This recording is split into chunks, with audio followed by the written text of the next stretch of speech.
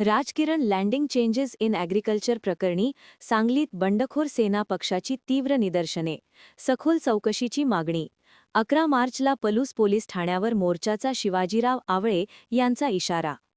Rajkiran landing changes in agriculture या कंपनीच्या कार्यपद्धती, आर्थिक व्यवहार व परदेशी निधी दाव्यांच्या सखोल चौकशीच्या मागणीसाठी बंडखोर सेना पक्षाच्या वतीने आज सांगली येथे तीव्र निदर्शने करण्यात आली.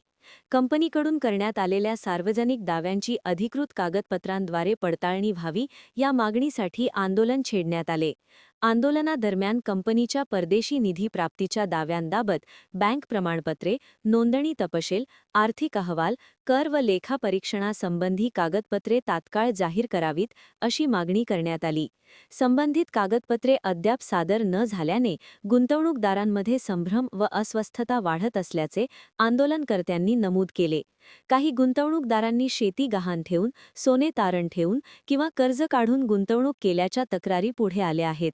सुरुवातीला उच्च परताव्याचे आश्वासन देण्यात आले, मात्र प्रत्यक्षात निधी वितरणात विलंब होत असल्याचे आरोप करण्यात आले.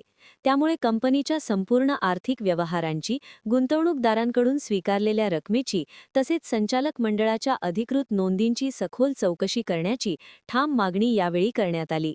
दरम्यान मंगळवार दिनांक 17 फेब्रुवारी 2026 रोजी पलूस पोलीस ठाणे येथे संबंधित कंपनी व त्यांच्या कागदपत्रांची चौकशी करण्याबाबत निवेदन देण्यात आले होते.